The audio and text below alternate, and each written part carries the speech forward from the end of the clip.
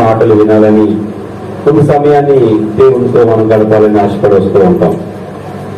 అందుకని యేసుప్రభు వారు ఒక మాట అన్నారు, మత్తయి సువార్త 11:28 ప్రయాసపడి భారం మోసుకున్న సమస్త జనులారా నా యొద్దకు రండి, నేను మీకు విశ్రాంతి ఇచ్చేదను.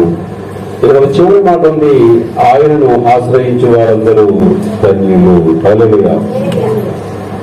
లోకాన్ని ఆశ్రయించుకుంటా, బంధువులను ఆశ్రయించుకుంటా, మనుషులను ఆశ్రయించకుండా మనము దేవుడిని ఆశ్రయిస్తున్నాం. కనుకనే మనము ధన్యులుగా దేవుని దృష్టిలో ఎంచబడుతున్నాం. ప్రతి కుటుంబంలోని చాలా ఇబ్బందులు ఉన్నాయి, ప్రతి కుటుంబంలో శోధనలు ఉన్నాయి, ప్రతి కుటుంబంలో సమస్యలు ఉన్నాయి, ప్రతి కుటుంబంలో వేదనలు కూడా ఉన్నాయి. హల్లెలూయా.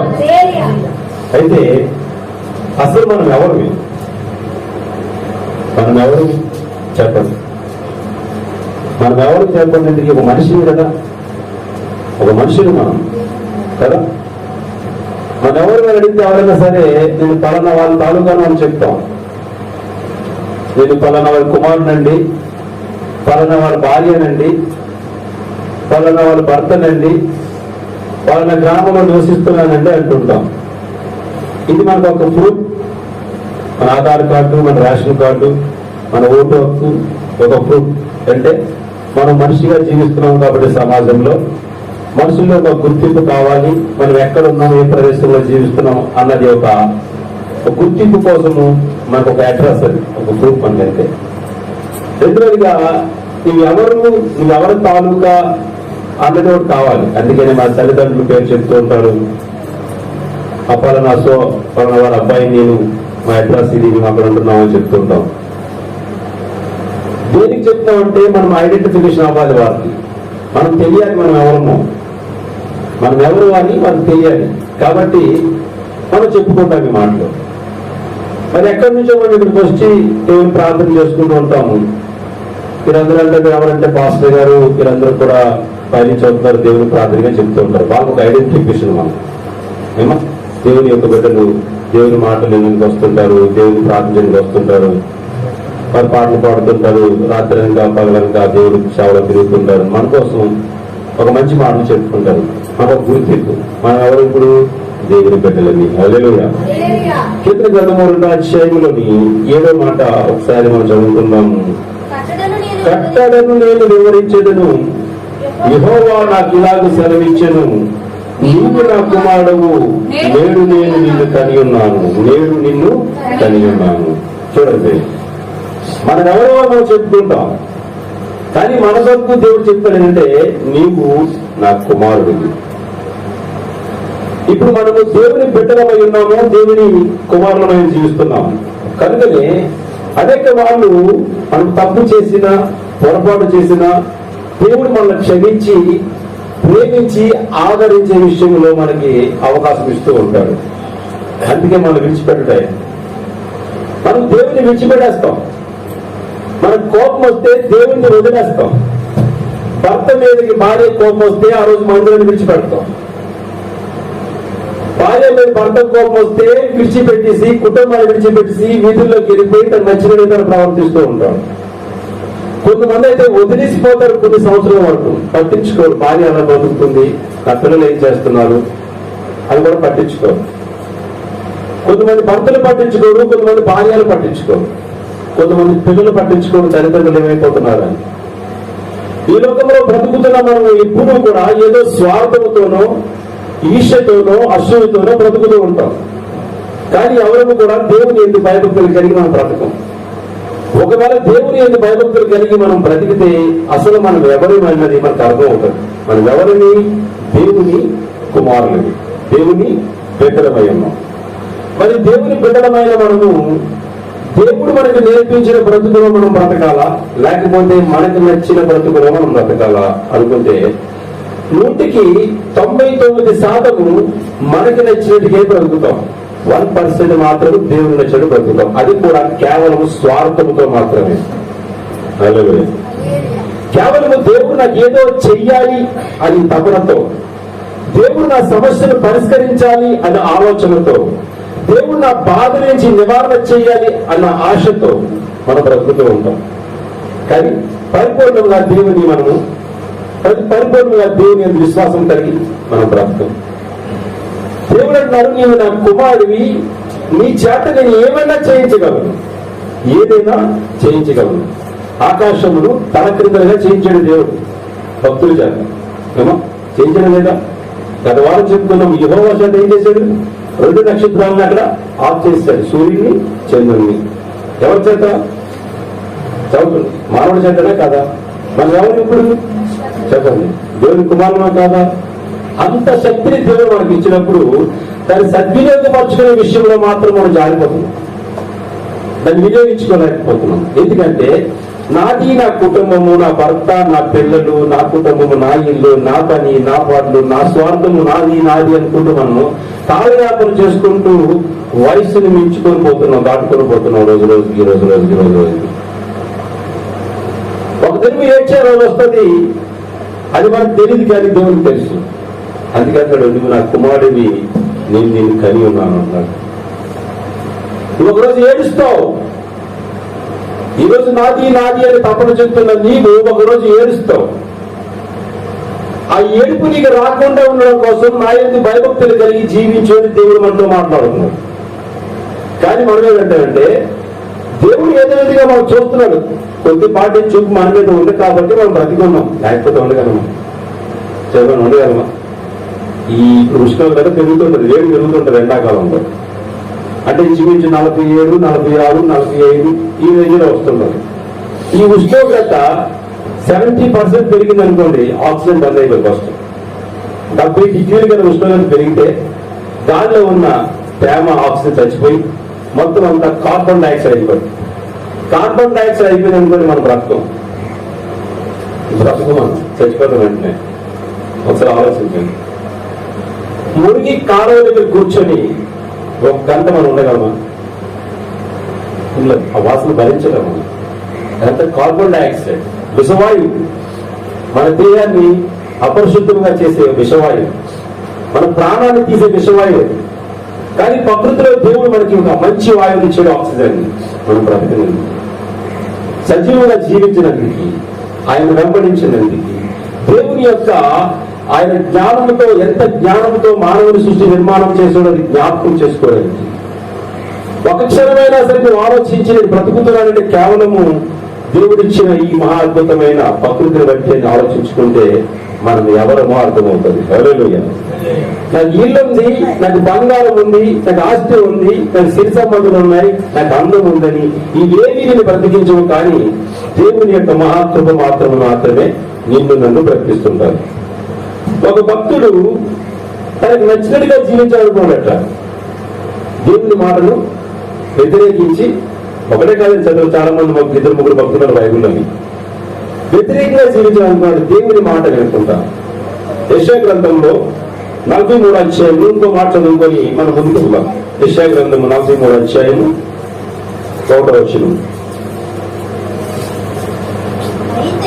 అయితే యాకోబు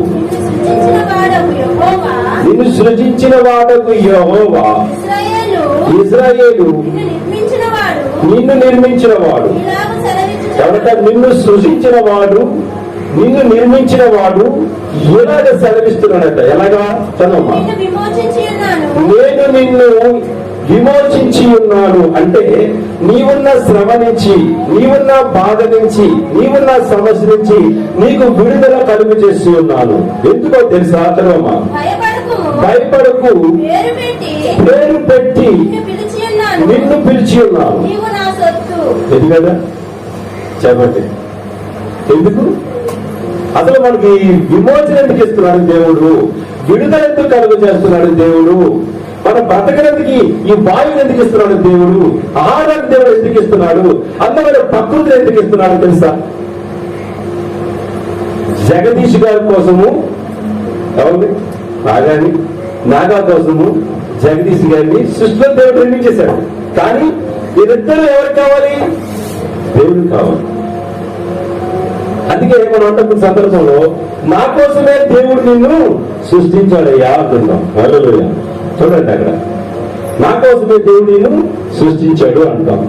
ఈరోజు నీవు నేను కూడా ఎందుకు మన పాపాల నుంచి కానీ మన శాపాల నుంచి విడుదల పొందుతాం అంటే ఆయన కుమారులై ఉన్నాం కాబట్టి, మనం కేవలం ఆయన కుమారులై ఉన్నాం కాబట్టి.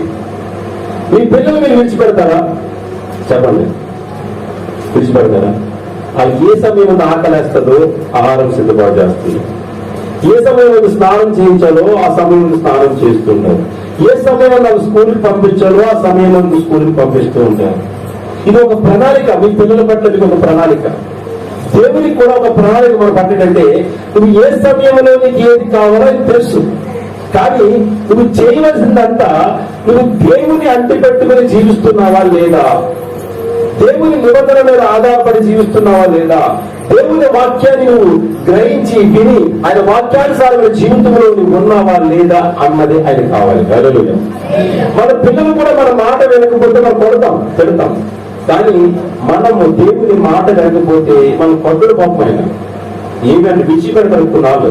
సరే, నీ ఇష్టమే, నీకు నచ్చినట్టుగా ప్రవర్తించి పోలే. ఒకరోజు వస్తుంది కదా, ఆ రోజు నేను తెలుసుకుంటావు. ఆ రోజు నేను ప్రేమిస్తాను, ఆ రోజు నేను ఆదరిస్తాను, ఆ రోజు ఎవ్వరు వద్దని నా దగ్గరికి వస్తావు, ఆ రోజు నేను ఆదుకుంటాను. ప్రసంగిలో ఒక మాట ఉంది లాస్ట్ అధ్యాయంలో, చూడండి. యవనుడా యవన కాలం ముందు తెలుగు త్రాగుము, యవనుడా యవన కాలం ముందు సంతోషపడు, యవన కాలం ముందు నీ హృదయమును సంతుష్టిగా ఉన్నది. ఈ కోరిక చొప్పున ఈ దృష్టి యొక్క ఇష్టము చొప్పున ప్రవర్తించి, అయితే వీటన్నిటిని బట్టి దేవుడు నీకు తీర్పులకు తెచ్చునని జ్ఞాపకం ఉంచుకును. హల్లెలూయా. విడిచిపెట్టాడు దేవుడు. నీ నోటితో మాట్లాడే మాటల గురించి దేవుడు కొన్నాళ్ళు విడిచిపెడతాడు. ఒక్క దినములోని 6 దినములు మన కోసం శాస్త్రంగా సృష్టి నిర్మించే దేవుడు ఒక్క సెకండ్ లో మనం చనిపోయాడు కదా. చెప్పండి, ఒక అవివేకమైన వ్యక్తి మాట్లాడుతాడు సిలువలో మరణించినప్పుడు, వేలబడి ఉన్నప్పుడు ఏమన్నాడంటే, అయ్యా నేను రక్షించుకునే దేవుడి కుమారుడు అయితే నన్ను రక్షించవచ్చు కదా అంటున్నాడు. ఒక అవివేకి. చూడండి, ఇంత నిర్మాణం చేసిన వాడు, ఇంత జనాంగాన్ని పోషిస్తున్నవాడు, ఇంత ప్రకృతిని ఇచ్చిన వాడు ఒక్క క్షణము మనల్ని మరణించేలా చేయలేడా? చేయగలడు. ఎందుకంటే ఆయనకి మనం కావాలి, కానీ మనకి ఆయన అవసరం. ఆయనకి మనం కావాలి, దేవునికి మనం కావాలి, కానీ మనకి ఆయన అవసరం లేదు.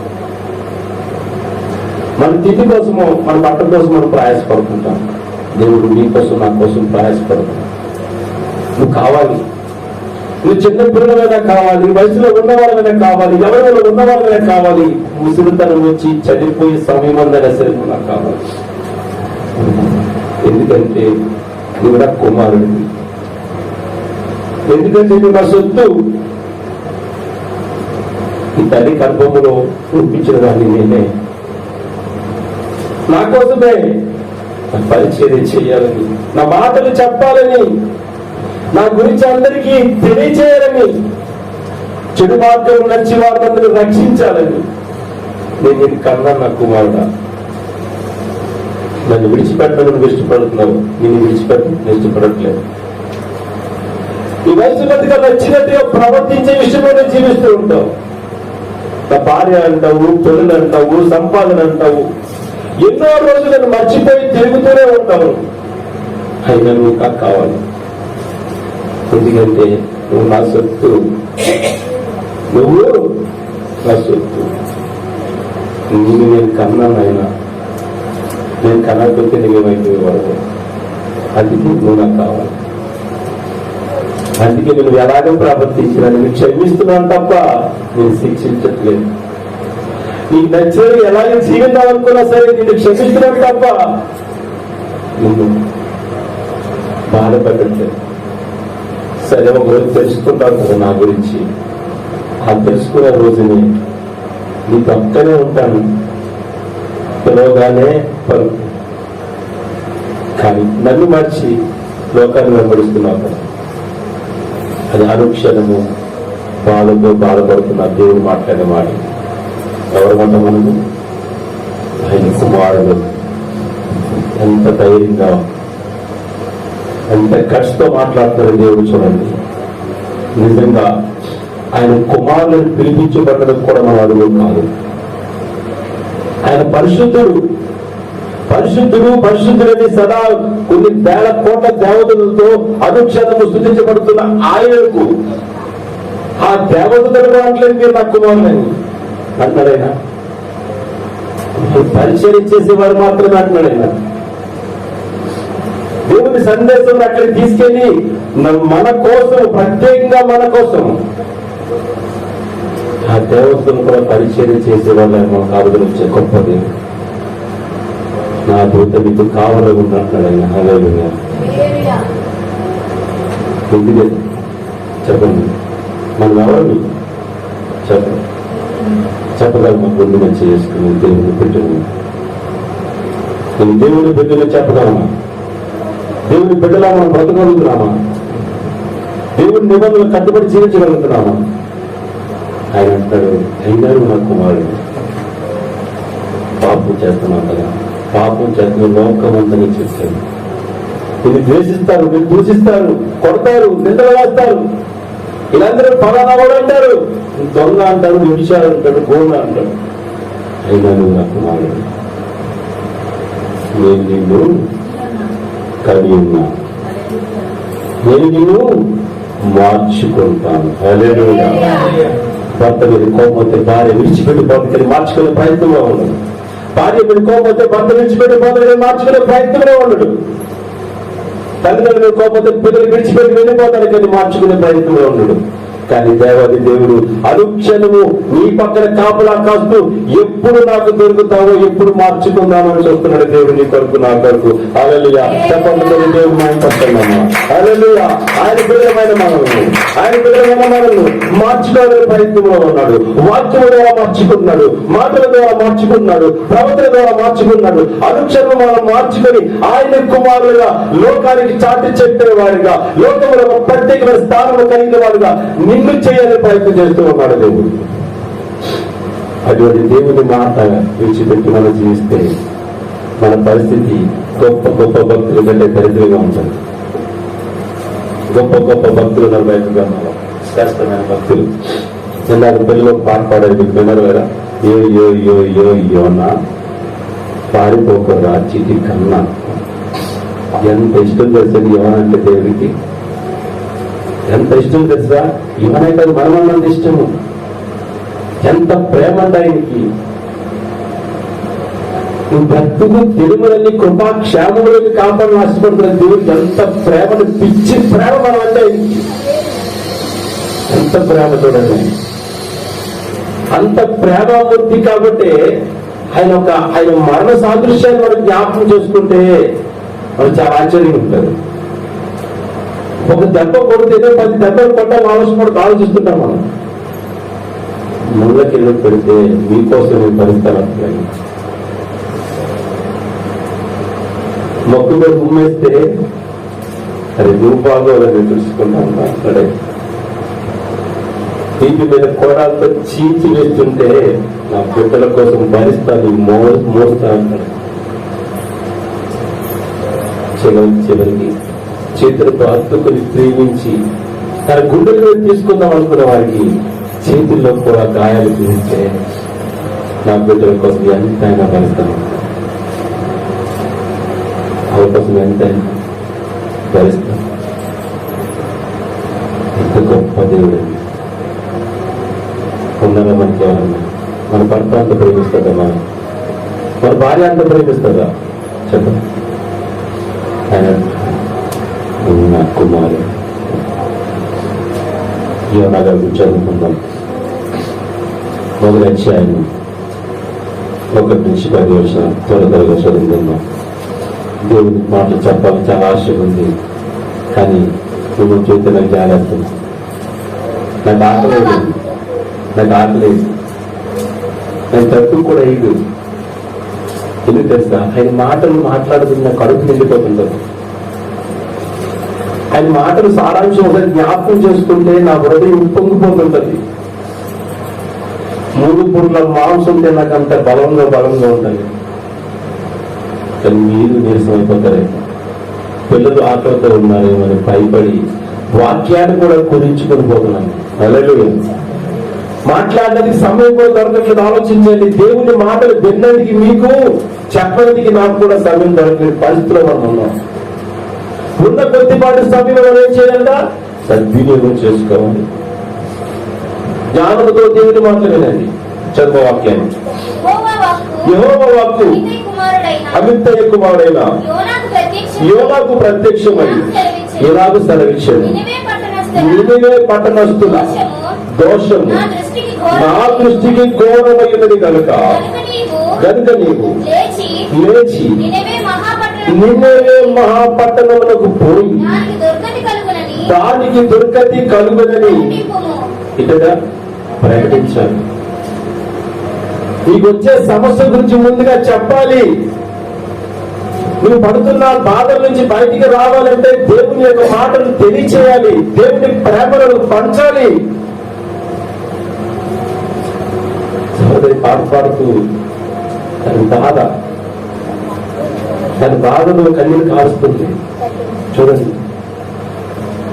దేవుని ప్రేమను పాటలు పంచుతుంది మీకు. ఎలాగా దేవుని ప్రేమను పంచాము? అంత అద్భుతమైన దేవుడు. దేవుని మాటలు చెప్పు, ఇంకా పట్టణంలో దుర్గతి వచ్చేస్తుంది, పాడైపోతున్నాడు. ఒకరి మాట ఒకరు వెంటనే నాశనం అయిపోతుంది. పట్టణం అంతా నాశనం నాకు ఇష్టం కాదు. యోనా నువ్వు ఒక్కడే నాకు కాదు, ఆ పట్టణంలో ఉన్న వారందరూ కావాలి. హల్లెలూయా. నశించిపోతున్న వారందరూ నాకు కావాలి. అది రక్షించబడాలి, వాళ్ళు వెలిగించబడాలి, వాళ్ళ కుటుంబాన్ని పోషించుకోవాలి, వాళ్ళు ఆరోగ్యంగా ఉండాలి, వాళ్ళు ఎప్పుడు సంతోషంగా ఉండాలి. నువ్వు ఒక్కడినే నా బిడ్డవు కాదు నాయన, వాళ్ళందరూ నా బిడ్డలు. దేవుడు మాట్లాడుతుంటే ప్రకటించండి, చెప్పండి. దేవుడు మాట్లాడితే నన్ను కొట్టేస్తారేమో, వాళ్ళని చంపేస్తారేమో, నేను చచ్చిపోతానేమో అని భయపడి పారిపోయాడు. వదిలేశాడా దేవుడు? వదిలేడా? విడిచిపెట్టాడా? చెప్పండి. ఇవేదో మహాపట్నంతో విడిచిపెట్టాడా, లేకపోతే ఎవరైనా విడిచిపెట్టాడా? ఇద్దరిని విడిచిపెట్టలేదు. చూడండి, ఒక వ్యక్తి దేవుని యందు భయభక్తులు కలిగి జీవిస్తున్నాడు కాబట్టి ఆ వ్యక్తినే, ఏ వ్యక్తి పారిపోయాడో ఆ వ్యక్తినే సరిచేసి మళ్ళీ వినయ మహాపట్నానికి వెళ్ళి అద్భుత కార్యములు చేసేవాడిగా వారితోనే దేవుని సువార్త ప్రకటించేవాడికి నిలబెట్టుకోండి దేవుడు. హల్లెలూయా. నీవు నేను ఎన్నిసార్లు పారిపోదామన్నా, ఎన్నిసార్లు తప్పిపోదామన్నా విడిచిపెట్టడు. ఎందుకంటే మనం ఆయన సొత్తై ఉన్నాము, ఆయన బిడ్డలమై ఉన్నాం. మనం కనుక మనం విడిచిపెట్టి నేను ఇష్టపడ్డు. నువ్వు విడిచిపెడతావు, నీ వ్యసనం కోసం విడిచిపెడతావు, తాగడం కోసం విడిచిపెడతావు, తినడం కోసం విడిచిపెడతావు, దొంగతనం విడిచిపెడతావు, గొడవల కోసం విడిచిపెడతావు, అన్నిటికీ విడిచిపెడతావు. ఆయన నిన్ను విడిచిపెట్టడు, నువ్వు హత్తుకుంటాడు. పాతాళ గర్భంలోకి అక్కడ ఉన్నావు, పాతాళలోకి వెళ్ళినా అక్కడనే ఉన్నావు, ఆకాశ మండలం చూసినా అక్కడనే ఉన్నావు. యోగు గ్రంథంలో అద్భుతమైన మాటలు ఉన్నాయి. ఎక్కడనే ఉన్నాడు ఆయన. మనం పాతాళలోకి వెళ్ళి అక్కడ ఉండేది అనుకుంటాం, మనం ఉన్నాడు అక్కడ. అక్కడ కూడా మనం బాధపడుతున్న చూస్తారు మనల్ని. ఎందుకంటే ఎన్నో మార్లు నా బిడ్డలకి దేవుని వాక్యాన్ని అందరూ ప్రకటించినప్పుడు వినలేదురా. మీ కాలిపోతున్న దేహాన్ని చూసి, మీ ఏడుపుని చూసి ఆయన బాధపడుతూ ఉంటాడు. అయ్యో నా బిడ్డలు ఎంత నలిగిపోయారు, ఎలాగే ఈ ఉపద్రవంలో పడితే కలిసి ఉన్న వాళ్ళని రక్షించుకోవాలని నీలాంటి తనలో నీలాంటి దేవుడు ఎందుకుంటే నాకు వద్దు దేవుడా, నీ పని కంటే నా పనే ముఖ్యమని నువ్వు నరకంలోకి వెళ్ళిపోతూ ఉన్నవాళ్ళని నరకంలో తీసుకెళ్ళిపోతున్నావు. చెప్పండి, నరకంలో పడిపోయిన వాళ్ళ గురించి, పడిన వాళ్ళ గురించి ఎవరికి ఏడుస్తున్నాడు? తల్లిదండ్రులా, అన్నదమ్ములా, అక్క చెల్లిలా? చెప్పండి. నరకంలో పడినోడు ఏడుపు కంటే ఎక్కువ ఏడు కలుగుతుంది అసలు దేవునికి ఉంది. ఎందుకంటే నా కుమారుడు నా బిడ్డ నశించిపోయాడు. ఎన్నో వాళ్ళు కాపాడులో ఎన్నో ప్రయత్నాలు చేశాను కదా, మాట వెనుకుంటా లాస్ట్ గా ఎక్కడికి వెళ్ళిపోయాడు? దొరకలోకి వెళ్ళిపోయాడు, అగ్నికొండలో పడిపోయాడు, మలమల మాడిపోతున్నాడు. ఎక్కువ ఎవరు బాధపడుతున్నారు? గుండె బాధపడదు. మనం చచ్చిపోయిన తర్వాత అక్కడికి తీసుకెళ్ళినంత వారికి ఏడుపులు ఉంటాయి. అక్కడి నుంచి ఇంటికి వచ్చిన తర్వాత భార్య అయితే 3 రోజులు 4 రోజులు 6 రోజుల వరకు గుర్తు చేసుకుంటూ, నా భర్త ఉంటే కాయగూరలు తెచ్చేవాడు, నా భర్త ఉంటే భోజనం తెచ్చేవాడు, నా భర్త ఉంటే చికెన్ తెచ్చేవాడు, నా భర్త ఉంటే బట్టలు కొనేవాడు, నా భర్త ఉంటే బంగారం కొనేవాడు ఉంటుంది. 7 రోజులు అయితే 11 రోజు స్మారకులు అయిపోయిన తర్వాత ఆ ఫోటోలు అక్కడ పెట్టేస్తారు. తర్వాత భర్త లేదు కదా, ఇప్పుడు నేను ఒంటరిగా అయిపోయాను, నేను కూడా ఇప్పుడు కష్టపడతాను అని పనికి వెళ్ళిపోయి అది పిల్లలను పోషించుకుంటూ దేవుడికి దగ్గర అవుతూ నన్ను మర్చిపోయి జీవిస్తుంది. హల్లెలూయా. కానీ దేవుడు బతికినంత కాలం నీతో ఉండి చచ్చిపోయిన తర్వాత కూడా నీతో ఉండాలని ఆశపడుతున్నాడు. హల్లెలూయా, హల్లెలూయా. బ్రతికినంతనే కాలమే కాదు, కానీ మరణించిన తర్వాత కూడా నీవే నాకు కావాలని కోరుకుంటున్నాడు దేవుడు. యోనా అతి మూర్ఖంగా ఆలోచించి తర్షీషుకి పారిపోతే యోనాకు ఒక్కసారి నీ కష్టానికి అర్థమవుతుంది. 1 by 1 3 కష్టాలు దేవుడు యోనా కలుగు చేశాడు. ఇది తెలుసండి, తెలుసుకోవాలి. మన కష్టం వెనకల దేవుని యొక్క ఆలోచనలను గ్రహించాలి. మన బాధ వెనకల దేవుని ఆలోచనలను గ్రహించాలి. మన సమస్య వెనకల దేవుని ప్రణాళిక ఉందని మనం గ్రహించాలి. మనం గ్రహించము. దేవుని నేను చూసాడా అంటూ ఉంటాం. ఏమమ్మా కొంచెం పని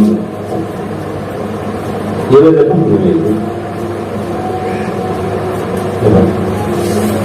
మన ప్రణాళిక వెనక దేవుని ప్రణాళిక ఎంత ఉంది? ఈ సమస్య వెనక దేవుని ప్రణాళిక ఉంది. ఈ బాధ వెనక దేవుని ప్రణాళిక ఉంది.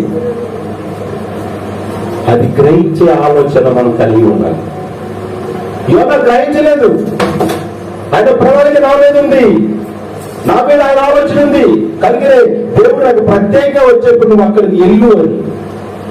అయినా సరే దేవుని మాట కూడా వినకుండా నాకు నచ్చినగా నేను జీవిస్తానని వేరే మార్గాన్ని అనుసరించగానే ముందుగా ఓడలో కూర్చుంటే ఓడలో ఉన్న వారందరికీ ఇబ్బంది కలిగింది. హల్లెలూయా. ఒక కుటుంబాన్ని పోషించగల సమర్థులు భార్య కానీ భర్త కానీ తప్పుతో పట్టినప్పుడు, తప్పుడు ఆలోచనతో జీవించినప్పుడు కుటుంబం అందరికీ బాధే ఉంటుంది. అలాగే యోనాను బట్టి ఆ నావలో ఉన్న వారందరికీ బాధే. ఈవెన్ కెప్టెన్ తో సహా, నావ నడిపే ఒక ప్రధానమైన అధికారులతో సహా. అంటే మన వల్ల మన తల్లిదండ్రులు, మన వల్ల మన దేవునికి చూడండి అందరికీ బాధ. ఈ బాధ పోవాలంటే నేనే సరి చేసుకోవాలి. నా వల్ల సమస్య వచ్చింది, దాని ముందు సముద్రంలో పారేదన్నాడంటే వ్యక్తి యోనాన్ని సముద్రంలో పారేదంటే పెను తుఫాను ఆగిపోయింది. ఫస్ట్ అలలు ఆగిపోయి, పెను తుఫాను ఆగిపోయింది, అలలు ఆగిపోయి సముద్రంలో ఉన్న బాధ స్థిరమైన స్థానానికి వచ్చింది. స్థిరమైన స్థానానికి వచ్చింది. బాధలో ఉన్న వారందరూ భయపడిపోయారట.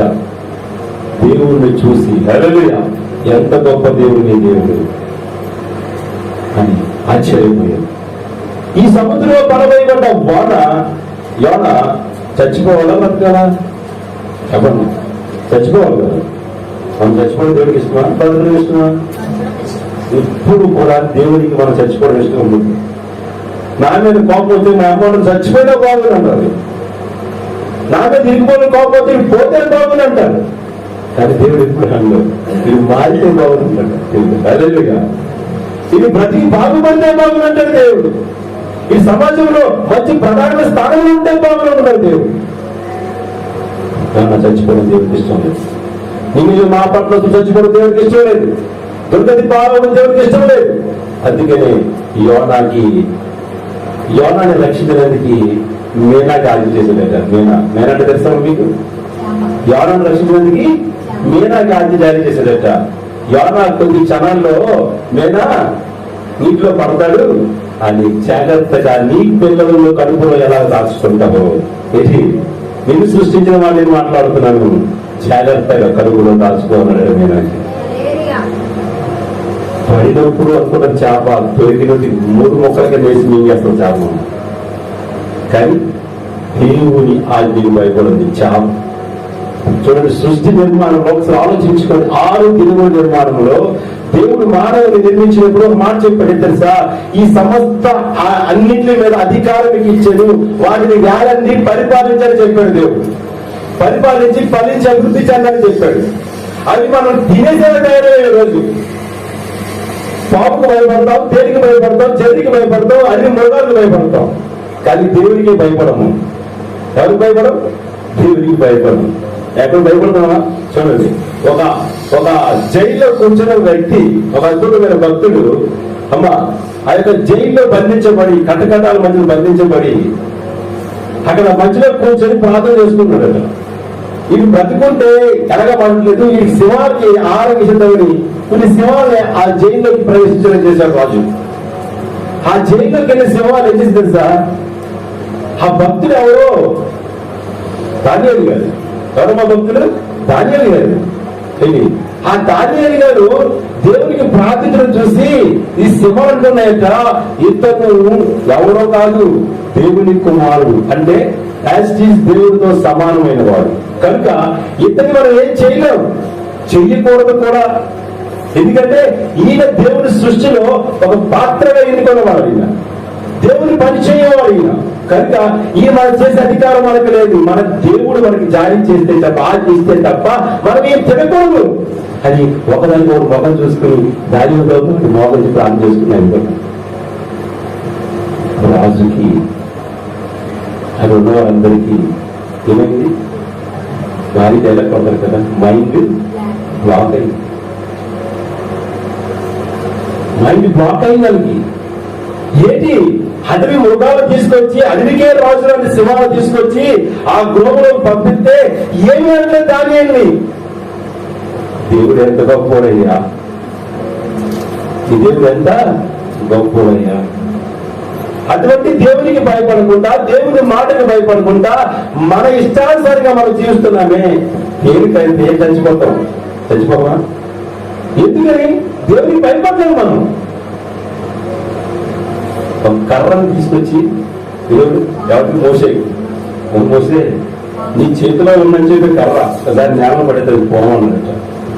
దేవుని మందిరంలో ఉందని చెప్పి మీరు పరిస్థితులు బయటికి వెళ్తే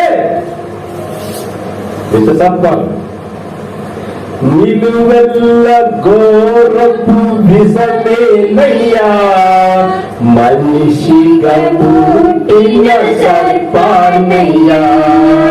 నిలువెల్ల ఘోరపు విషమేనయ్యా, మనిషిగా పుట్టిన సర్పానయ్యా. విషము విరిచావులే, పాపము కడిగావులే, విషము విరిచావులే, పాపము కడిగావులే. అరవ చేతులలో నన్ను చెక్కుతున్నావులే, అరవ చేతులలో నన్ను చెక్కుతున్నావులే. ప్రభువా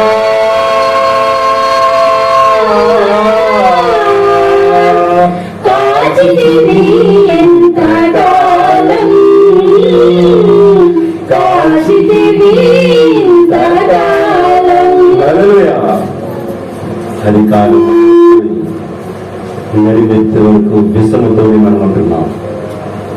చూడండి, పాము ఎక్కడ తొక్కి చంపాడు తెలుసా? ఆదికాండంలోని ఏమన్నాడట, నీ మరముతో దాన్ని తొక్కెదము అన్నాడు. కానీ దాన్ని బుర్రతో మనం వేసేస్తుంది. ఏం చేస్తుంది? ఎందుకని చెప్పండి, దేనికని? పాము కూడా మనం చంపే అధికారం దానికి లేదు. భయపడుతుంది మనం చూసి, కానీ అది చంపేస్తుంది. నువ్వు భయపడలేవంటే కేవలం ఏమంటే దేవుని మీద నువ్వు భయభక్తులు లేకుండా జీవిస్తున్నావు కాబట్టి. హల్లెలూయా. నువ్వు దేవుని మీద భయభక్తులు కలిగి జీవిస్తే సింహము నిన్నేమి చేయదు, ఇంత కోరగల సర్పము కూడా నిన్నేమి చేయలేదు. తిరిగిలో మింగేసింది మామూలు చెప్తారు. అమ్మ ఎక్కడ దాచుకుంది? గర్భములో దాచుకుంది. ఎన్ని రోజులు చెప్పండి? 3 దినములు దాచుకుని అందులో ప్రభువా, ఈ పాపిష్టం నేను మోస్తున్నానా? ఇది ఈ ఘోరమైన దుష్ట ఆలోచన కలగా నేను మోస్తున్నానా? చాలా మంది మనం తిడుతుంటారమ్మా, మన మీద కోపం వచ్చాడు, అదే ఈ భూమికి బరువైపోయేవాడు దరిద్రుడు, ఎప్పుడు పోతావు అంటావు. ఆ భూమికి పోతుంది. ప్రభు ఎంత భరిస్తున్నాడు తెలుసా మన కోసం, ఎంత భరిస్తున్నాడంటే తన వేదన మన కోసం, తన బాధ మన కోసం, తన తపన మన కోసం, తన ఆలోచన మన కోసం భరించి ఓర్చుకొని నేను మార్చాలనే ప్రయత్నంలో ఉన్నాడు. ఏ సహోదరి సహోదరు, ఆ గర్భంలో దాచుకున్న వాడిని ఆ గర్భంలోకి ఎదిరినందుకు మొదలుపెడుతున్నాడట. అయ్యా పాతాళ గర్భంలోనే ఉన్నాడంట, మరి చేప కడుపులో మళ్ళీ ఉన్నాడట. ఇంకా అంధకారం చదండి, నాచు వాసన లోపల ఆ గర్భంలో అది ఇది తిన్న చేప కడుపులో ఉన్న యోనాకి ఎటువంటి దుర్గతి పట్టిందో. ఇన్ని కష్టాలు మన లోకంలో ఎదుర్కొంటున్నాయంటే కారణం ఇదే. ఆలోచించుకోండి. మనం కూడా యోనాలకి చేప గర్భంలో ఉన్నాం. లోకం అనే పాపంలో మునిగిపోతున్నాం. పాపిష్టి దృశ్యాలు, పాపపు చూపులు, పాపపు మాటలు, పాపపు బాధలు. మరి మంచి మాటలు విన్నంత ఆసక్తి చూపించాము, చెడ్డ మాటలకైతే చెవులు ఎక్కేస్తాం. ఏమన్నారే అమ్మా, నా గురించి చెప్పిందా? ఈ దేవుడి గురించి చెప్పిందా? అడగదు. నా గురించి చెప్పిందా? నేను ఆయన గొప్పదేసి, ఆయన నీతి మంత్రాలు ఏంటి, అది గొప్పడేసి ఇక్కడ మాట్లాడుతూ ఆయన బాధ కనబడుతుంది. ఇది విన్నందుకైతే గంటల తరబడి వింటా. మీకు దేవుడు మంచి ఓపిక ఇచ్చాడు. నా మాటలేదు, దేవుడు మాట్లాడండి. అయ్యే ముళ్ళ పారిపోయింది, పనుందట. దేవుడు పలికేదే పని ముగిపోయింది. కష్టాలు రావు వస్తాయా?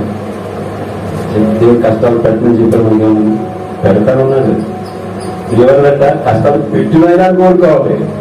అయ్యా నాకు ఇల్లు, ఏసీ, మంచి మంచం, ఒక 1,00,000 రూపాయలు పరుపునియ్యు.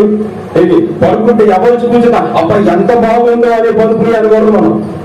అయ్యా కూర్చుంటే గుజ్జుకోవాలకు కూర్చోకూడదయ్యా, నేను మోకాల మీద నుంచోనే ఉండాలి ఎప్పుడు నీ సత్తుగా అనుకో ప్రార్థన చేసుకోవాలి మనం. కూర్చుంటే నాకు నిద్ర వస్తుందయ్యా, కడుపు నిండితే నాకు నిద్ర వస్తుందయ్యా. కొద్దికి పెట్టి జ్ఞాపకం ఉంటావా అని కోరుకోండి. సుఖాన్ని కోరుకో, దయచేసినాడు.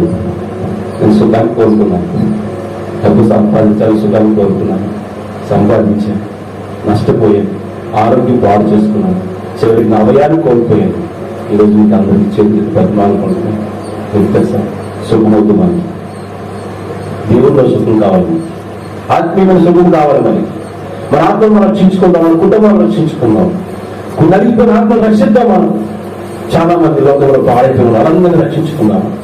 దేవుడికి అప్పచెప్తాం, ప్రభువా ఈ నీ దగ్గర తీసుకురావాలనుకుంటున్నామయ్యా, నువ్వు మాకు సహాయం చెయ్యి, అది మా మాట వినడానికి సహాయం చెయ్యి, అవి ఆదరించాలి, ఎలాగైతే మనం నేర్పించు ప్రభువా అని మోసాలతో దేవుడు. అందుకని పాతాళ గర్భంలో చేప కడుపులో ఉన్న యోనా ఒక్కసారి వెళ్ళి, యెహోవా ఏం చెయ్యాలి నాకు దొరికిద్దనట. ఒక్కసారి నన్ను పడేబాయి తీసుకొచ్చి ఒడ్డుని పడవేసింది. మళ్ళీ కోపమే. దేనికట ఒక చెట్టు నీడ దగ్గరికి వెళ్ళి, సొరచెట్టు నీడ దగ్గర కూర్చొని, ఎండ కాకుండా మెట్ట మధ్యాహ్నం ఎండ. ఆ ఎండకి భయపడి తట్టుకోలేక నా ప్రాణము పోయినా పర్వాలేదు, ఈ చెట్టు కూడా నాకు నీడ ఇవ్వలేకపోయినా బాధపడుతున్నాడట. అది మాట యేసుప్రభు కూడా మాట్లాడింది. అవునా? చెట్టు దగ్గర కూర్చొని ఏమన్నదట, ఏమన్నా యేసుప్రభు చెప్పండి, చెట్టు దగ్గర కూర్చొని నువ్వు కూడా ఫలించే కాలంలో ఫలించకపోతే నువ్వు కూడా వేస్ట్ అన్నదైనా, అంటే చెత్తతో సమానం. మనము దేవుడి విషయంలో ఫలించే సమయాన్ని ఫలించకపోతే, వయసులో ఉన్నప్పుడు దేవుడికి ఉపయోగపడకపోతే నువ్వు నేను వేస్ట్, ఈ తుడిచిపెట్టిన చెత్త వంటి వారిగా దేవుడు మనం చూస్తాం. ఫలించాలి దేవుడి విషయంలో. ఎలా ఫలించాలి? ప్రార్థనలో ఫలించు, వాక్యంలో ఫలించు, ఆశీర్వాదంలో ఫలించు. అనేక మందికి ఫలించేవాడిగా నువ్వు ఫలించే వాళ్ళందరినీ కూడా అన్న దేవుడు ఆలోచన విడిచిపెట్టి మనం జీవితామా? చూడండి, మళ్ళీ మరొకటి దేవుడు, దేవన మరొకటి దేవుడు దేవనాన్ని రక్షించాడు, దీని పంపించాడు, దీని ప్రాంతస్తులందరికీ రక్షణ కలిగి చేశాడు. కానీ ఇన్ని కష్టాలు, ఇన్ని బాధలు, ఇన్ని శ్రమలు ఇంకేం పంటకు వచ్చాయా? రాలేదు. వాళ్ళు తాగుతూ వ్యభిచారం చేస్తూ వర్షాన్ని జీవిస్తున్నారు తప్ప ఇన్ని కష్టాలు రాలేదు. ఎవరికి వచ్చాయి? దేవుని యందు భయభక్తులు ఉన్న వాడికి వచ్చాయి. హల్లెలూయా. ఒక సహోదరు అంటుంది, మా మీద దేవుని కనికరమే లేదండి, అన్నా 400 అవ్వలేదు. దేవుని ఏంటో అన్నది జ్ఞాపకం చేసేదాన్ని. ఏమమ్మా, కడుపున్న తిని దేవుని భాగ్యాన్ని మనకి ఇచ్చాడు లేదా? 2 చేతుల చప్పట్లు కొట్టి దేవుని స్థితించి ఆ యోగ్యత మనకి ఇచ్చాడా లేదా? ఇచ్చాడు.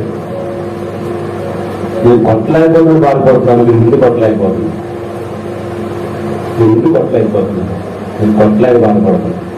నేను నా కాళ్ళు చేతులు ఉన్నంత వరకు నేను ఏం చేయలేకపోయాను, నిశ్చించలేకపోయాను. కాళ్ళు చేతుల్లో ఉన్నంత వరకు చేయలేదు నీ సేవను. కాళ్ళు చేతుల్లో ఉన్నంత వరకు చేయలేదు నీ సేవను.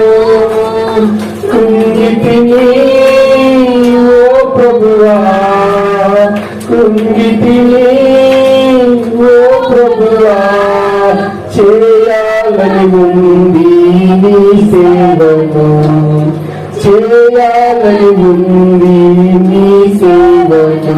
వినిపించుచున్నది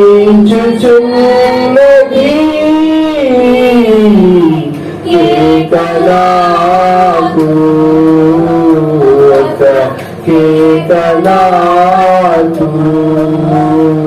ఒక కేకలాకు. ఏది వినిపిస్తుంది మనకి?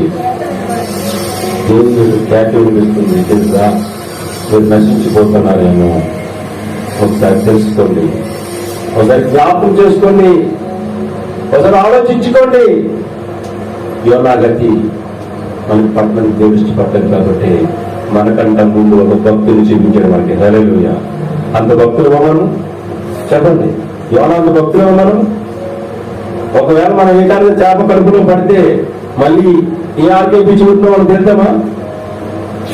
ఒక విశ్వం వస్తే దాని చేతితో పండుగమా? ఎవరైనా తెలుసా? అతనికంటే మనం గొప్పగా ఉన్నాడు ఆయన. ఇంకొకటి తెలుసా మీకు? నేను ఏలియా కంటే గొప్పవాడు కాదని అడుగుతున్నాడు ఆయన. ఏలియా అంటే మానవ స్వభావం కలవారే కదా, మానవ రూపం కలిగిన వారే కదండి. అంటే ఏలియాతో సమానంగా దేవుడు ఒక ప్రవక్తతో సమానంగా వీళ్ళని పోల్చాడు. ఏలియా ఒకరే నా కుమారు కాదు కదా, మీరు కూడా నా కుమారులే, మిమ్మల్ని కూడా నేను అలాగే దీవిస్తాను, అలాగే ఆశీర్వదిస్తాను. కానీ మీరు ఏం చేయాలంటే నా మాట వినాలి అన్నాడు దేవుడు. హల్లెలూయా. ఒకే ఒక మాట, ఆయన మాట మనము వినాలి. దేవుని యందు భయభక్తులు కలిగి జీవించాలి. నా యందు మీరును, మీ యందు నా మాటలు నిలిచి యుండిని ఎడల మీకు ఏది ఇష్టమో అప్పుడు నేను మీకని అనుగ్రహించేదను. హల్లెలూయా. ఏదో ఒక్కరికి ఇస్తాను అనుకోకండి. యెహోషువ ఒక్కరు చెప్పే సూర్యుడు నచ్చుతుందా? ఆపు, నేను మీతో కూడా ఆపిస్తాను. మీరు నా కుమారుడు, మీరు నా సొత్తు అని అనుక్షణము మనం బలపరుస్తూ, ధైర్యం చెప్పుతూ, ఆదరిస్తూ, ప్రేమిస్తూ మనం పూజిస్తున్నాడు దేవుడు. హల్లెలూయా.